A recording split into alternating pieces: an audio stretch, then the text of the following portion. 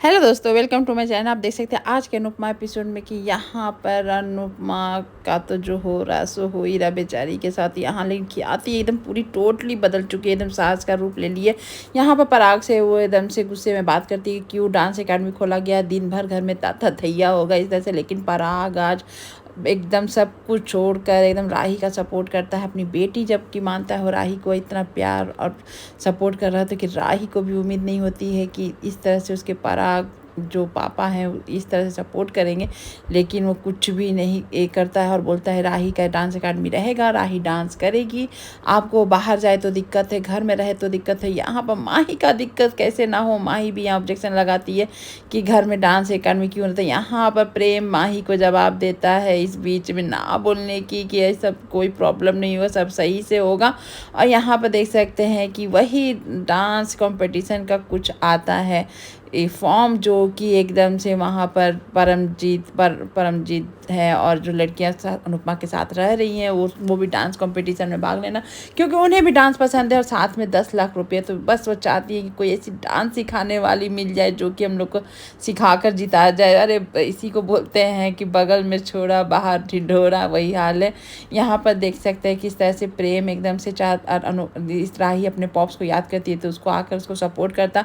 और साथ में राही खुश है कि मेरे दो पापा हैं, जैसे कि उसके पॉप्स तो थे ही, साथ में पराग इस तरह से अच्छे पापा बनेंगे, मेरा इतना सपोर्ट करेंगे, मैंने तो सोचा नहीं था। प्रेम यहाँ पर अनुपमा का भी इस बार नाम लेता है कि जो तुम्हारे डांस सिखाई थी, जो गुरु थी, तुम उनका भी कभी एहसान मत भूलना, उनको भी याद करना, उनके बारे में भी सोचना इस तरह से। और यहाँ पर वो डांस कॉम्पिटिशन में राही का नाम दे दिया है और तुम डांस कॉम्पिटिशन की तैयारी करो। राही सुन के खुश हो जाती है। और यहाँ देख सकते हैं कि अनुपमा और डांस कैसे अलग हो सकता है। यहाँ अनुपमा का बहुत दिनों के बाद डांस दिख रहा होता है, डांस कर रही होती है। और यहाँ पर देख मनोहर पंडित जी किस तरह से उसकी तारीफ कर रहे होते हैं। साथ में दिखता है कि राही आती है अपनी माँ के साथ डांस में कंपटीशन करती है, उसके साथ नाचती है। लेकिन यहाँ पर अपनी माँ को लूजर भी बोलती है कि जिस तरह से पाखी और तोसू भाई आपको जो लूजर बोलते हैं, आप लूजर हो, आप कोई रिश्ता अच्छे से संभाल नहीं पाई, डांस में तो जीतती हो लेकिन रिश्ते में हारी हो, अच्छी ना पत्नी, अच्छी ना बेटी, अच्छी ना बहू, अच्छी ना माँ बन पाई,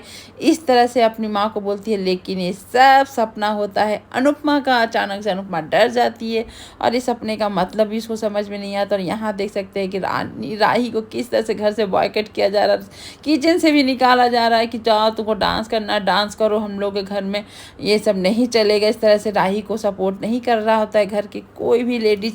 और यहाँ राही बहुत दुखी बेचारी हो जाती है, इस तरह से सब कोई उसके साथ इस तरह का बिहेव करता है।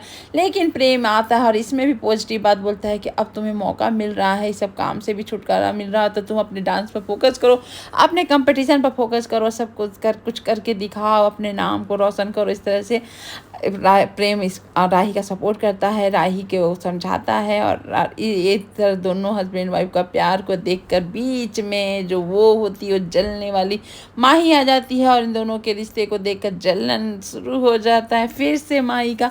यहाँ अनुपमा को देख सकते हैं कि वहाँ सभी लड़के वहाँ मुंबई में रहने के लिए रेंट चाहिए, रेंट नहीं है टाइम पर, तो बोल रही होती हैं कि नहीं मिलेगा तो हम लोग कहाँ जाएंगे, इसलिए तुम कैसे भी करके ले आओ रेंट। लेकिन यहाँ अनुपमा को तो पता है कि जहाँ काम करती थी वहाँ से घर काम से भी बाहर निकाल दिया गया है। और यहाँ पर तोसू किस तरह से मारने पर बा को शक होता है कि जरूर आप अनुपमा से बात करते, तभी आपको अनुपमा को मालूम है कि 8 महीने बाद भी कोई जिंदा है कि मर गई। तो यहाँ पर बाबूजी बोलते हैं यानी कि अगर तुम्हारे बनराज कितने सालों से गायब है, अगर उसके बारे में कोई बोले मर गया होगा तो तुम क्या मान लोगी। इस तरह से बात होता है। लेकिन अनुपमा को बहुत दिनों बाद अपने बाबूजी से बात करने का मन था, क्योंकि मन उसका घबराया हुआ होता है।